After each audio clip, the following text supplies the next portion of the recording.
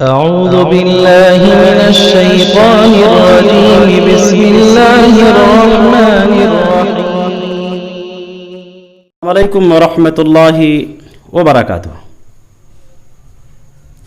إن الحمد لله نحمده ونستعينه ونستغفره ونؤمن به ونتوكل عليه ونعوذ بالله من شرور أنفسنا ومن سيئات أعمالنا من يهده الله فلا مضل له ومن يضلل فلا هادي له ونشهد أن لا إله إلا الله وحده لا شريك له ونشهد أن محمدا عبده ورسوله.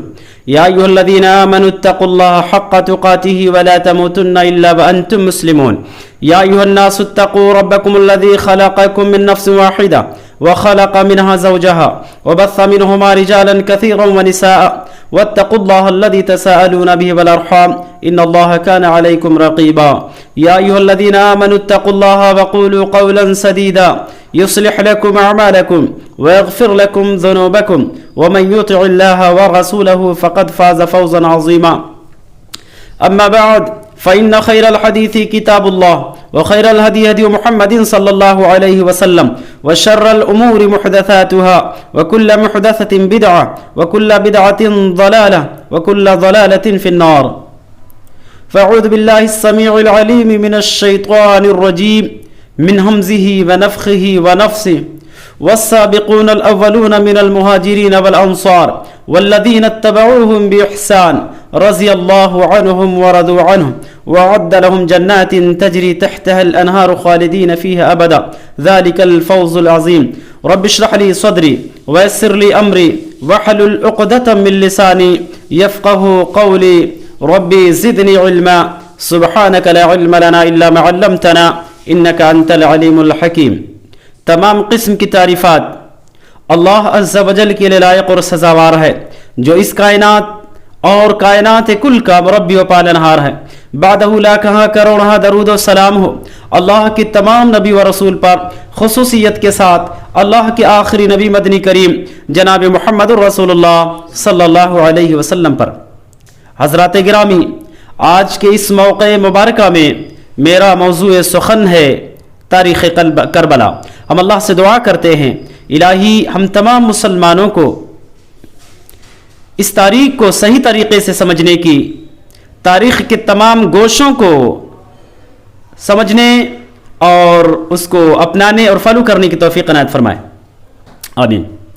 حضرات، تاریخ کربلا کے تعلق سے، واقعات کربلا کے تعلق سے قوم اور سماج میں بہت ساری بدگمانیاں، بہت ساری غلط فہمیاں ہیں. اس لیے ایسے روشن تاریخ کو عیا کرنا، تاریخ کی صحیح روشنی میں قوم کی رہنمائی کرنا، یہ ہم سب کی ذمہ داری بنتی ہے. بڑے اختصار کے ساتھ میں تاریخ کربلا کی طرف آپ حضرات کو لے جانا چاہتا ہوں کہ تاریخ کربلا کی حقیقت کیا ہے، صحیح تاریخ کیا ہے، صحیح واقعات کیا ہے. آپ جانتے ہیں کہ حضرت یزید بن معاویہ رحمہ اللہ کی خلافت کی بیعت کا اعلان غالباً سن 56 ہجری میں امیر معاویہ رضی اللہ تعالیٰ عنہ نے کر دیا تھا کہ میرے وفات کے بعد خلافت کا حقدار میرا بیٹا یزید ہوگا. چنانچہ امیر معاویہ رضی اللہ تعالیٰ عنہ کی وفات کے بعد سن 60 ہجری میں لوگوں نے یزید بن معاویہ کی خلافت کی بیعت کی. اس وقت آپ کی عمر غالباً 34 سال تھی. جب آپ خلیفہ بنے اس وقت آپ 34 سال کے تھے. لوگوں نے آپ کی خلافت کی بیعت کی، لیکن چند احباب نے، چند ساتھیوں نے آپ کے خلافت کی بیعت نہ کی. انہی میں سے حسین بن علی رضی اللہ تعالیٰ عنہ تھے، عبداللہ بن زبیر رضی اللہ تعالیٰ عنہ بھی تھے. انہوں نے خلافت کی بیعت نہ کی بلکہ یہ مدینہ سے راتوں رات مکہ روانہ ہو گئے. جب آپ مکہ پہنچے، کوفیوں کو پتہ چلا کہ حسین بن علی نے یزید بن معاویہ کی خلافت کی بیعت نہ کی ہے، تو ان ظالموں نے اس اس واقعے سے جو ہے بھرپور فائدہ اٹھانا شروع کر دیا، خط و کتابت کا سلسلہ شروع کیا، خطوں میں یہ تحریر کیا کہ حسین ہم آپ کو اپنا امام تسلیم کرتے ہیں، یزید بن معاویہ کی خلافت سے ہم راضی نہیں ہیں، ہمارے گلے میں آپ کی خلافت کا پٹا ہے، ہم آپ کو اپنا امام مانتے ہیں، ہم آپ کے منتظر ہیں، اے امام آپ جو اے حسین آپ جو ہے کوفہ آ جائیں۔ حقیقت حال کی تحقیق کے لیے، جانکاری کے لیے حضرت حسین رضی اللہ تعالی عنہ نے اپنے چچیرے بھائی مسلم بن عقیل کو کوفہ روانہ کیا کہ جا کر کے حالات کا جائزہ لو، حقیقت کیا ہے، کوفہ والے جو کہتے ہیں آیا وہ صحیح ہے یا غلط ہے۔ مسلم بن عقیل کوفہ آئے، کوفہ کی گلیوں میں گھومے، اہل کوفہ کا جائزہ لیا، انہیں یقین ہو گیا کہ یہ کوفہ والے حضرت حسین رضی اللہ تعالیٰ عنہ کی خلافت کے متمنی ہیں، حسین بن علی کے منتظر ہیں۔ چنانچہ آپ ہانی بن عروہ کے گھر میں بیٹھ گئے اور حسین بن علی رضی اللہ تعالیٰ عنہ کی خلافت کی بیعت لینی شروع کر دی۔ اہل کوفہ نے حسین بن علی کی خلافت کی بیعت کرنے لگے۔ چنانچہ مسلم بن عقیل نے حضرت حسین رضی اللہ تعالیٰ عنہ کو خبر بھیجا کہ حسین حالات بہت ہی زیادہ بہتر ہیں، اہل کوفہ آپ کے بالکل مشتاق ہیں، آپ کے خواہش مند ہیں، آپ کے منتظر ہیں، لہذا آپ کوفہ آ جائیں۔ اس وقت جب حسین بن علی کی خلافت کی بیعت ہو رہی تھی سرزمین کوفہ میں، کوفہ کے گورنر نعمان بن بشیر رضی اللہ تعالی عنہ تھے، آپ کے پاس خبر پہنچی، اس واقعے کی خبر ملی آپ کو، آپ نے چشم پوشی کی، اس واقعے کو نظر انداز کیا۔ یہ شکایت یزید بن معاویہ کے پاس پہنچائی گئی، یزید بن معاویہ نے فی الفور نعمان بن بشیر کو معزول کر کے عبید اللہ بن زیاد کو کوفہ کا گورنر مقرر کیا۔ یہ عبید اللہ بن زیاد یہ ملعون سرزمین کوفہ میں رات کی تاریکی میں اپنے چہرے کو کپڑے سے چھپا کر کے داخل ہوا، لوگوں کے قریب سے گزرتا، لوگوں کو سلام کرتا، السلام علیکم، لوگ جو ہے نواسے رسول علیہ الصلوۃ والسلام سمجھ کر کے جواب دیتے، وعلیک السلام یا ابن بنت رسول اللہ، اے نواسے رسول، اے فاطمۃ الزہرا کے فرزند تم پر بھی سلامتی ہو۔ اب عبید اللہ بن زیاد نے حالات کا جائزہ لینے کے بعد بالکل بوکھل آ گیا، اسے یقین ہو گیا کہ کوفہ والے بالکل پھر چکے ہیں، حسین بن علی کے متمنی ہیں، ان کے منتظر ہیں۔ اپنے خلافتی آواز میں گیا، اپنے قصر عمارت میں گیا، اور جانے کے بعد اس نے اپنے ایک عقیل نامی غلام کو کوفہ کی گلیوں میں بھیجا، جا کر کے حقیقت حال کا جائزہ لو، یہ پتہ لگاؤ کہ اس کے پیچھے سازش کس کی ہے، ہاتھ کس کا ہے، اس کا سرگنا کون ہے، ماسٹر مائنڈ کون ہے، اس کا پتہ لگاؤ۔ وکیل نامی غلام کوفہ کی گلیوں میں گھومتا، اپنے آپ کو حمص کا باشندہ کہتا، یہ کہتا کہ میں سرزمین حمص سے آیا ہوں، حسین بن علی کی خلافت کی بیعت کرنے کے لیے آیا ہوں، میرے پاس 3000 دینار بھی ہیں، حسین بن علی کی مدد بھی کروں گا میں۔ لوگوں نے ہانی بن عروہ کے گھر کا پتہ دیا، ہانی بن عروہ کے گھر گیا، مسلم بن عقیل کے ہاتھوں پر حسین بن علی رضی اللہ تعالی عنہ کی خلافت کی بیعت کی، کئی دنوں تک آتا جاتا رہا۔ اس کے بعد عبید اللہ بن زیاد کے پاس آیا، پورا واقعہ بتایا۔ عبید اللہ بن زیاد نے ہانی بن عروہ کا مطالبہ کیا، ہانی بن عروہ عبید اللہ بن زیاد کے پاس جب آئے، عبید اللہ بن زیاد نے کہا کہ ہانی بن عروہ یہ بتاؤ مسلم بن عقیل کہاں ہیں؟ ہانی بن عروہ نے برجستہ کہا کہ مجھے کچھ پتہ نہیں۔ عبید اللہ بن زیاد نے اپنے غلام عقیل کو بلایا اور پوچھا کیا ان کو جانتے ہو؟ ہانی بن عروہ نے کہا ہاں بالکل، ہاں انہیں جانتا ہوں۔ اور عقیل نامی غلام نے بھی کہا ہاں میں ان کو جانتا ہوں۔ ہانی بن عروہ نے جب دیکھا عقیل کو، ان کے پاؤں تلے سے زمین کھسک گئی، انہوں نے سمجھ لیا کہ عقیل کی بیعت اور 3000 دینار کا تعاون یہ عبید اللہ بن زیاد کا دھوکہ تھا، یہ اس کی سازش تھی، یہ اس کا چال تھا۔ اس کے بعد مسلم بن عقیل نے برجستہ کہا کہ اللہ کی قسم، ہانی بن عروہ نے کہا اللہ کی قسم اگر مسلم بن عقیل میرے پاس ہوتے، میرے پاؤں کے قریب بھی ہوتے تو میں ان کو چھپا دیتا، تیرے سامنے نہیں لاتا۔ یہ سن کر کے عبید اللہ بن زیاد مسلم بن عقیل کو پیٹنا شروع کر دیا اور مار کر کے انہیں قید خانے میں ڈال دیا۔ مسلم بن عقیل کو جب پتہ چلا تو غالباً 4000 سپاہیوں کا دستہ لے کر کے عبید اللہ بن زیاد کے قصر امارت کا، عبید اللہ بن زیاد کے خلافتی آواز کا محاصرہ کروا لیا۔ اس وقت سرداران کوفہ عبید اللہ بن زیاد کے پاس موجود تھے۔ عبید اللہ بن زیاد نے ان سرداروں سے کہا کہ آپ اہل کوفہ کو مسلم بن عقیل کا ساتھ دینے سے روکیں، انہیں دھمکیاں دیں، انہیں روپے اور پیسوں کی لالچ دیں، کسی بھی طرح سے ان تمام کے تمام اہل کوفہ کو مسلم بن عقیل کا ساتھ دینے سے آپ منع کریں۔ عبید اللہ بن زیاد کے کہنے پر سرداران کوفہ تیار ہوئے اور اپنے تمام کوفیوں کو انہوں نے منع کرنا شروع کر دیا۔ وہ 4000 کا فوجی دستہ جس کو لے کر کے مسلم بن عقیل جو ہے قصر امارت کا محاصرہ کیا تھا عبید اللہ بن زیاد کے، شام ہوتے ہوتے صرف 30 لوگ جو ہے مسلم بن عقیل کے ساتھ باقی بچے، اور وہ 30 بھی دن غروب ہوا کہ غروب ہونے کے ساتھ وہ 30 کے 30 غروب ہو گئے۔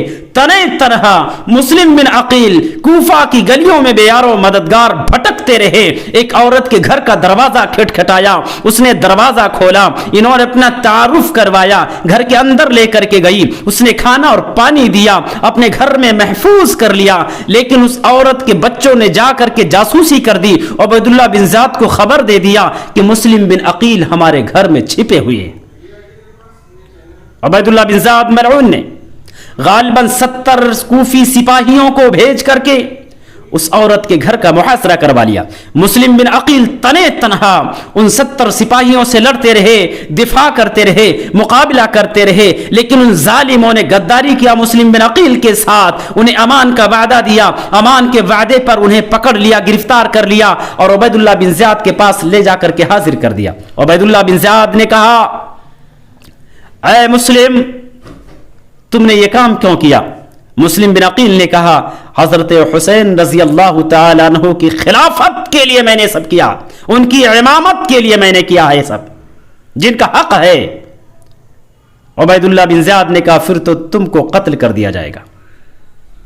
مسلم بن عقیل نے کہا، بالکل قتل کر دینا، لیکن قتل کرنے سے پہلے مجھے کچھ موقع دے دو تاکہ میں کسی کو وصیت کر سکوں۔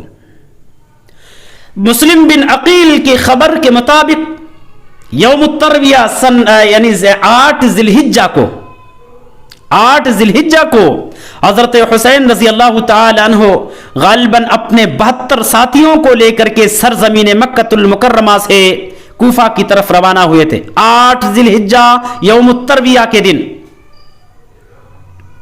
چنانچہ مسلم بن عقیل نے مہلت مانگی عبید اللہ بن زیاد سے۔ عبید اللہ بن زیاد نے مسلم بن عقیل کو موقع دیا۔ آپ نے اپنے قریب میں دیکھا عمر بن سعد بن ابی وقاص آپ کے پاس کھڑے تھے، جو آپ کے قریبی تھے، سب سے زیادہ قریبی تھے اس مجلس میں۔ آپ نے عمر بن سعد کو اب ایک گھر کے کونے میں لے کر کے گئے، کچھ سرگوشی کی۔ عمر بن سعد سے کہا کہ عمر، حالات سے تو تم اچھی طرح سے واقف ہو، ہمارے ساتھ کیا ہونے والا یہ جانتے ہو۔ کوفہ والوں نے حضرت حسین بن علی رضی اللہ تعالیٰ عنہ کے ساتھ کذب بیانی کی ہے، کوفہ والوں نے غداری کی ہے، بدعہدی کی ہے۔ حضرت حسین نواسے رسول مکہ سے جو ہے مکہ سے کوفہ کی طرف روانہ ہو چکے ہیں۔ میری وصیت یہ ہے اے عمر بن سعد، میرا خبر، میرا پیغام جو ہے حسین بن علی تک پہنچا دینا کہ کوفہ والوں کا اعتبار نہیں، کوفہ والوں نے بدعہدی کر ڈالی ہے۔ چنانچہ سن 9 ذی الحجہ کو عرفہ کے دن مسلم بن عقیل کو ملعون عبید اللہ بن زیاد نے شہید کروا ڈالا۔ ادھر مسلم بن عقیل کا قاصد راستے میں حضرت حسین بن رضی اللہ تعالیٰ عنہ سے ملا، پورا واقعہ کیسا سنایا، اور ان کے اس قاصد کے ملنے سے پہلے بہت سارے صحابہ کرام نے بھی حضرت حسین رضی اللہ تعالیٰ عنہ کو کوفہ آنے سے منع کیا۔ عبداللہ ابن عمر رضی اللہ تعالیٰ عنہما، عبداللہ ابن زبیر رضی اللہ تعالیٰ عنہما، عبداللہ ابن عباس رضی اللہ تعالیٰ عنہما، حضرت ابو سعید خدری رضی اللہ تعالیٰ عنہ جیسی شخصیت نے راستے میں آ کر کے منع کیا کہ حسین آپ کوفہ نہ جائیں، کوفہ والے وعدے کے پکے نہیں ہیں۔ یہ کوفہ والوں کا اعتبار کرنا مناسب نہیں ہے. اے حسین، تمہارے والد محترم حضرت علی کو اہل کوفہ نے دھوکہ دیا، انہیں شہید کیا، ان پر بھروسہ نہ کرو. حضرت حسین رضی اللہ تعالیٰ کسی بھی اعتبار سے اپنا ارادہ جو ہے ترک کرنے کے لیے تیار نہ تھے. عبداللہ ابن عباس نے کہا، اللہ کی قسم، اگر لوگوں کے لعن طعن کا خدشہ نہ ہوتا، اگر لوگوں کے اس طعنے کی فکر نہ ہوتی کہ لوگ ہم دونوں پر الزام لگائیں گے، دونوں کو برا کہیں گے، اللہ کی قسم تو تمہاری پیشانی کے بال پوری طاقت سے پکڑ لیتا اور اس وقت تک نہ چھوڑتا جب تک کہ حسین اپنا ارادہ ترک نہ کر دیتے.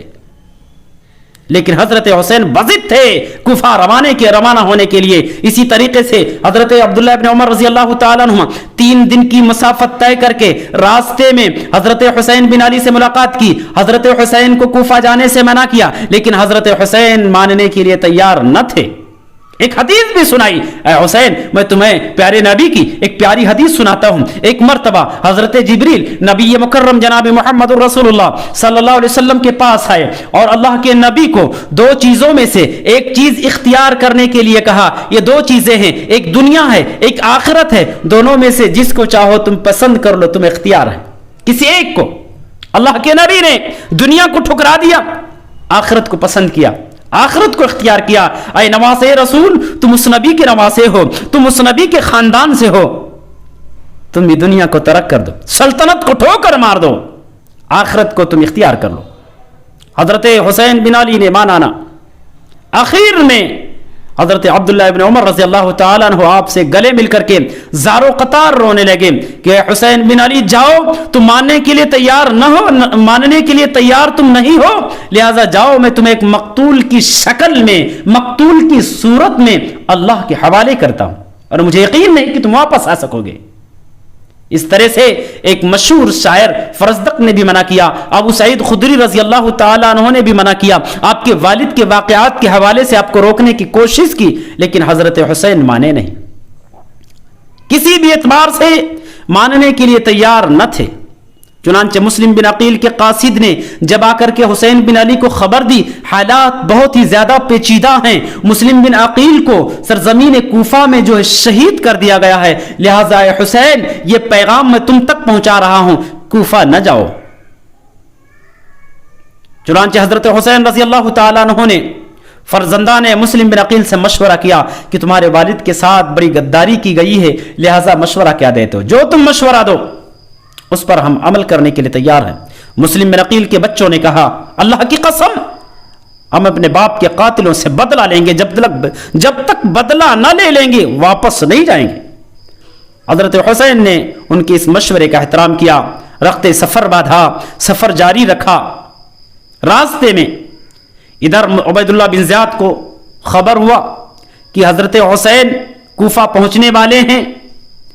چنانچہ 1000 کا فوجی دستہ حر بن یزید کے حوالے کیا اور کہا، جاؤ راستے ہی میں حسین بن علی کو بنا کر دو، ان سے ملاقات کرو، انہیں منع کرو، کوفہ نہ آئے، اہل کوفہ کے ارادے اچھے نہیں ہیں، یہاں اگر آگے تو فتنے میں ہم سب مبتلا ہوں گے. حر بن یزید تمیمی سرزمین قادسیہ کے قریب ملاقات کیا، حسین بن علی سے کافی روکنے کی کوشش کیا، کسی بھی اعتبار سے حضرت حسین ماننے کے لیے تیار نہ تھے. سفر جاری رکھا، سرزمین کربلا میں پہنچے، وہاں پر قیام کیا. لوگوں سے پوچھا کون سی ہے یہ جگہ، کون سی ہے؟ لوگوں نے بتایا یہ کربلا ہے. آپ نے کہا کرب و بلا، یہ تو مصیبت اور بلا کی جگہ ہے، مصیبتوں پریشانی کی جگہ ہے. آپ کا دستہ سرزمین کربلا میں مقیم ہوا. اتنے میں عبید اللہ بن زیاد نے مزید ایک اور سپاہی، 4000 سپاہیوں کا دستہ عمر بن سعد بن ابی وقاص کی قیادت میں کوفہ کو روانہ کیا. وہ قافلہ بھی، وہ دستہ بھی سرزمین کربلا میں پہنچا، اور کربلا میں پہنچنے کے بعد عمر بن سعد نے فرمان جاری کیا، حضرت حسین سے کہا کہ اپنے آپ کو یزید کے حوالے، عبید اللہ بن زیاد کے حوالے کر دو. حضرت حسین نے برجستہ انکار کیا. لیکن جب حالات بہت ہی زیادہ ناگفتہ دیکھے، حالات دیکھے کہ بہت ہی زیادہ سنگین ہیں، حضرت حسین نے کہا، اے عمر،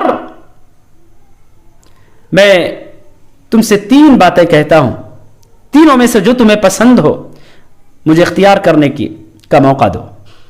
جو بھی تم پسند کرتے ہو تینوں میں سے کسی ایک کو اختیار کرنے کی مجھے مہلت دے دو۔ عمر بن سعد نے کہا وہ کون سے 3 واقعات ہیں، وہ 3 باتیں کون سی ہیں؟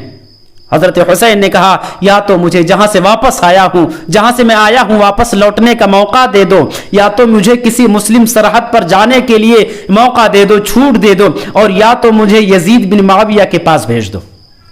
عمر بن سعد نے کہا ٹھیک ہے، یہ پیغام تم یزید بن معاویہ کے پاس بھیجو، اور یہی پیغام میں عبید اللہ بن زیاد کے پاس بھیجتا ہوں، دیکھتا ہوں یہ دونوں کیا مشورہ دیتے ہیں، اس پر عمل کر لیا جائے گا۔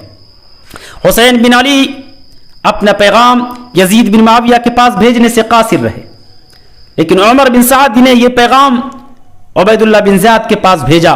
عبید اللہ بن زیاد نے برجستہ کہا کہ نواز رسول جس بات سے راضی ہیں، جس بات سے خوش ہیں، ہم اس کو قبول کرتے ہیں۔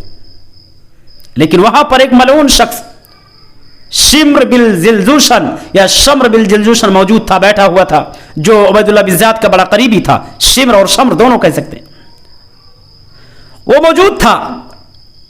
اس نے دیکھا کہ یہ پاسا پلٹ رہا ہے، اس نے بھڑکایا عبید اللہ بن زیاد کو، کہا نہیں، حاکم آپ ہیں، اختیار ان کو، اختیار آپ کو ہے، حسین کو چاہیے کہ آپ کے حکم کو فالو کریں، آپ نہیں فالو کر، آپ تو مالک ہیں۔ یہ بھڑکاؤ باتیں سن کر کے عبید اللہ بن زیاد بالکل جوش میں آ گیا، کہا تو ٹھیک کہہ رہا، تو خود جا کوفہ میں، کربلا کے میدان میں تو خود جا، اور عمر بن سعد سے حسین بن علی کو گرفتار کرنے کے لیے کہہ، اگر وہ گرفتار کرتے ہیں اچھی بات ہے، اور اگر گرفتار نہیں کرتے ہیں تو عمر بن سعد کی جگہ پر تو ان سپاہی دستوں کا قائد اعظم ہوگا۔ عمر بن سعد کو وہاں سے معزول کر کے کسی دوسرے طرف روانہ کر دینا۔ یہ ظالم سرزمین کربلا میں پہنچا، عمر بن سعد کو سرزمین رے کی طرف روانہ کر دیا، اور یہ خود امیر بنا۔ حضرت حسین بن علی رضی اللہ تعالیٰ عنہ سے فی الفور کہا کہ اے حسین، اپنے آپ کو عبید اللہ بن زیاد کے حوالے کر دو، نہیں تو لڑنے کے لیے تیار ہو جاؤ۔ حضرت حسین رضی اللہ تعالیٰ عنہ نے حالات کو سنگین دیکھا، کہ اللہ کی قسم میں اپنے آپ کو عبید اللہ بن زیاد کے حوالے نہیں کر سکتا۔ حالات سنگین سے سنگین تر تھے۔ آپ نے حالات کا جائزہ لیا، کوفی سپاہیوں کا دستہ آپ کے قریب بڑھتا چلا آ رہا تھا۔ آپ نے ان سپاہیوں کے سامنے ایک جامع اور بلیغ انداز میں واضح و نصیحت کیا، اے کوفہ کے لوگوں، اپنے گریبان میں جھانک کر کے دیکھو، اس وقت میرے علاوہ تمہارے نبی کا کوئی نواسا پوری روئے زمین پر موجود نہیں ہے۔ اس وقت میرے علاوہ تمہارے نبی کی بیٹی کا بیٹا روئے زمین پر کوئی موجود نہیں ہے۔ میں وہ شخصیت ہوں کہ میرے اور میرے بھائی کے بارے میں محمد الرسول اللہ صلی اللہ علیہ وسلم نے لسان نبوت نے یہ بشارت دی تھی، یہ میرے دونوں نواسے جو ہیں یہ جنتی مردوں کے سردار ہیں، یہ میرے دونوں نواسے جو ہیں جنتی پھولوں میں سے پھول ہیں۔ اور غور کرو، کیا مجھ جیسی شخصیت سے تمہارا لڑنا مناسب ہے، ممکن ہے؟ اس واز کے بعد غالباً کوفی سپاہیوں میں سے 30 لوگ عبید اللہ بن زیاد کے سپاہیوں میں سے نکل کر کے حضرت حسین رضی اللہ تعالیٰ عنہ کے ساتھ شامل ہو گئے۔ غالباً جمعرات کا دن تھا، ظہر اور عصر کی نماز حضرت حسین رضی اللہ تعالیٰ عنہ نے تمام کے تمام سپاہیوں کو پڑھایا۔ آپ کی امامت میں سبوں نے، آپ کے ساتھیوں نے اور آپ کے دشمنوں نے نماز پڑھی، ظہر کی بھی اور عصر کی بھی۔ عصر کی نماز کے بعد حضرت حسین بن علی رضی اللہ تعالیٰ عنہ اپنی تلوار سے ٹیک لگا کر کے آرام کر رہے تھے۔ آپ کی نظریں پڑی اس سپاہی دستے پر جو آپ کی طرف جنگ کے لیے، آپ پر حملہ کرنے کے لیے آگے بڑھ رہا تھا۔ حضرت حسین نے غالباً اپنے 20 ساتھیوں کو ان کی طرف بھیجا کہ جا کر کے ان سے مسئلہ پوچھو کہ آخر کیا کرنا چاہتے ہو، ان سے دریافت کرو کہ آپ چاہتے کیا ہے۔ آپ کے ساتھیوں نے آ کر کے پوچھا، انہوں نے بتایا کہ حسین سے کہہ دو کہ یا تو اپنے آپ کو حوالے کر دیں اور یا تو پھر جنگ کرنے کے لیے تیار رہے۔ آپ کے ساتھیوں نے آ کر کے خبر دی۔ حضرت حسین بن علی رضی اللہ تعالیٰ عنہ نے کہا ان سے جا کر کہہ دو مجھے آج رات مہلت دے دی جائے، انشاءاللہ العظیم کل صبح ہم بتائیں گے کہ ہمیں کرنا کیا ہے، کیونکہ ہم جنگ کے مقابلے میں، لڑائی کے مقابلے میں اللہ کی عبادت کرنا، اللہ کے لیے نماز پڑھنا یہ زیادہ پسند کرتے ہیں۔ چنانچہ انہیں مہلت دی گئی، پوری رات حضرت حسین رضی اللہ تعالیٰ عنہ اور آپ کے تمام رفقا نماز میں، دعا میں، توبہ و استغفار میں مصروف رہے۔ فجر کی نماز کے بعد سورج نکلنے سے پہلے ہی ظالموں نے قافلے حسین پر حملہ کیا، گھمسان کی جنگ ہوئی، زبردست جنگ ہوئی۔ حضرت حسین رضی اللہ تعالیٰ عنہ کے نظروں کے سامنے آپ کے تمام ساتھی یکے بعد دیگرے آپ کے نظروں کے سامنے دیوانہ وار لڑتے رہے، شہید ہوتے رہے، ایک بعد دیگرے، یہاں تک کہ سب کے سب شہید ہو گئے۔ سرزمین کربلا میں حضرت حسین رضی اللہ تعالیٰ عنہ تنے تنہا اپنی سواری پر سوار کربل کے میدان میں دوڑتے رہے، کسی کی جرات نہ ہوئی آپ پر حملہ کرنے کی۔ اتنے میں آپ کا سوتیلا ماموں شمر بن جلزوشن آگے بڑھا اور اس نے اپنے فوجی دستے کو للکارا کہ دیکھ کیا رہے ہو، بیک وقت ایک بارگی سب مل کر کے حسین پر حملہ کر دو۔ ظالموں نے بیک وقت شیر اور چیتوں کی طرح سے آپ پر ٹوٹ پڑے اور آن کی آن میں حضرت حسین بن علی رضی اللہ تعالیٰ عنہ کو سرزمین کربلا میں شہید کر ڈالا۔ انا للہ و انا الیہ راجعون۔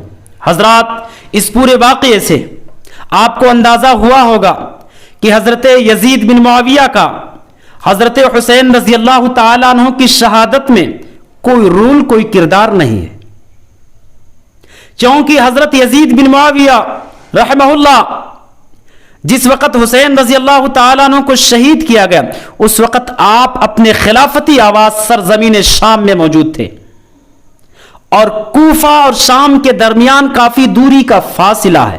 موبائل کا زمانہ نہ تھا کہ حضرت یزید نے کوفیوں کو جو ہے موبائل کے ذریعے فون کر کے رہنمائی کروا کر کے حضرت حسین کو شہید کروا ڈالا۔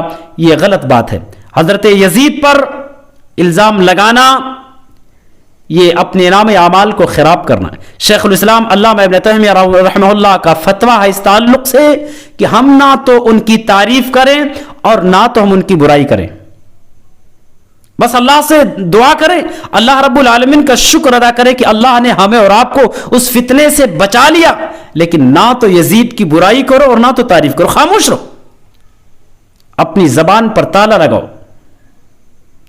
اس تعلق سے حضرات بہت ساری غلط فہمیاں لوگوں کے اندر موجود ہیں، لہذا ہمیں اور آپ کو تاریخ کا، صحیح تاریخ کا مطالعہ کرنا چاہیے، تمام کی تمام غلط بیانیوں سے، افواہوں سے اجتناب کرنا چاہیے، حقیقت تک پہنچنے کی کوشش کرنی چاہیے۔ بہت ساری موضوع روایات ہیں، بہت ساری من گھڑت باتیں ہیں، جن من گھڑت روایات کے اندر یہ بات ذکر ہے کہ حضرت حسین کو شہید کرنے کے بعد ان کے سر مبارک کو یزید بن معاویہ کے پاس لے جایا گیا۔ نعوذ باللہ، استغفر اللہ ثم استغفر اللہ، یہ بات بالکل جھوٹ اور بے بنیاد ہے۔ شام کے اندر نہیں لے جایا گیا تھا، یزید بن معاویہ کے پاس نہیں لے جایا گیا تھا، بلکہ شہید کرنے کے بعد آپ کے سر مبارک کو عبید اللہ بن زیاد کے پاس لایا گیا، اور جس وقت عبید اللہ بن زیاد کے پاس آپ کا سر لایا گیا تھا، اس وقت اس مجلس میں انس بن مالک رضی اللہ تعالیٰ عنہ بھی موجود تھے۔ انس بن مالک صحابی رسول اس مجلس میں موجود تھے۔ عبید اللہ بن زیاد ملعون نے حضرت حسین رضی اللہ تعالیٰ عنہ کی شان میں گستاخی کی، وہ چھڑی جو ظالم لے کر کے چلا کرتا تھا حضرت حسین رضی اللہ تعالیٰ عنہ کے منہ میں داخل کر کے کہنے لگا بڑی خوبصورت دانتوں والا تھا، اسی کو محمد الرسول اللہ چوما کرتے تھے۔ حضرت انس بن مالک سے برداشت نہ ہو سکا، انہوں نے برجستہ کہا ظالم، قیامت کے دن تجھ پر میں اس ظلم کا تہمت لگاؤں گا، یہ ظلم تیرے خلاف میں قیامت کے دن گواہی دوں گا، بیان کروں گا کہ جس جگہ کو محمد الرسول اللہ چوما کرتے تھے اس جگہ پر تو اپنی چھڑی رکھ کر کے اور یہ غلط بیانی کر رہا ہے۔ حضرات بہرحال تو آپ کا سر مبارک یزید بن معاویہ کے پاس بالکل بھی نہیں لے جایا گیا. یہ غلط باتیں ہیں. ہم اللہ سے دعا کرتے ہیں کہ الہی ہم تمام مسلمانوں کو صحیح تاریخ تک, صحیح واقعے تک پہنچنے کی توفیق عنایت فرما. اللہ ہم سب کو قرآن اور سنت کو سمجھنے والا بنا, اور جب تک ہم سب کو اس دنیا کے اندر زندہ رکھ خالص کتاب اللہ سنت رسول اللہ صلی اللہ علیہ وسلم کے مطابق زندہ رکھ, اور جب ہم سب کا خاتمہ ایمان بالخیر ہو. آمین. تقبل یا رب العالمین. السلام علیکم ورحمۃ اللہ وبرکاتہ.